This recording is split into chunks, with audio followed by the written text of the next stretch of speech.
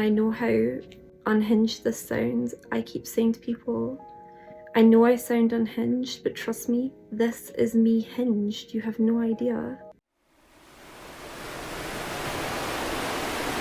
So I may as well just share what I'm going through. I've not done any videos on starseeds yet actually, and it's been a big part of my life the last 6 months because it's made me understand a lot of things about myself, and it's been like pulling back the layers of an onion. So back in the spring, I discovered that my soul origin was Andromedan, which I think there's only about 800,000 of soul origins that correlate with that on Earth. And it made things make sense for me because it's a very different energy to like what other people bring. It's 12th dimensional, it's from another galaxy. And then I've also had a lot of incarnations on Sirius. The Sirius is a big part of my star lineage. Those are my two major incarnation spots that I know about.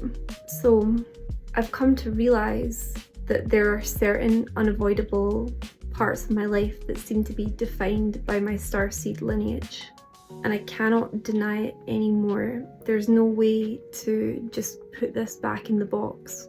Then yesterday I received a message to let me know there's more. I'm like, okay, and discovered that I'm part of a subset of my group, and that yes, those are the building blocks of the energy that my soul carries. But my soul's also a traveler and was part of the original Starseed mission that was initiated on Earth. And I know how unhinged this sounds. I keep saying to people, I know I sound unhinged, but trust me, this is me hinged. You have no idea. It's taken me a while to get to this place. A lot of reading, a lot of experimenting, a lot of meditation, a lot of channeling, but I'm here, I'm doing it. And the group are called Blue Rays. And what Blue Rays are doing is taking negative energy on the planet and transmuting it into lighter, higher vibration energies. The reason why this is happening is part of the bigger picture, which is to lead Earth into higher states of consciousness. So there's lots of different starseeds doing different missions. This seems to be mine, and it would also correlate with what had came through a trance channel just a few months ago, and feelings that I had and intuitive hits that I'd had this year. So yesterday, emotionally, in the morning, I felt quite a bit of relief actually, because I thought finally my life makes sense. Then I felt a bit puzzled to think, well, what do I do with this information? And then by the evening I thought, oh my goodness, it's hopeless. I don't think I'm going to get a reprieve from drawing negative energy into my space. So I've been working on learning how to shut down my aura, to cleanse my aura, to not absorb the energy of others.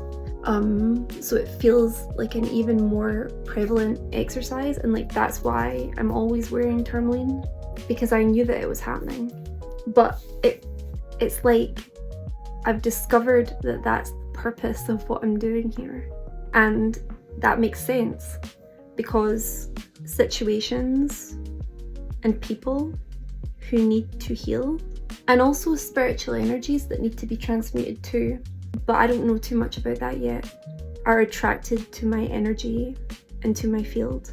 So it would appear at this choice that I have no other avenue but to surrender to the fact that my destiny is being a healer.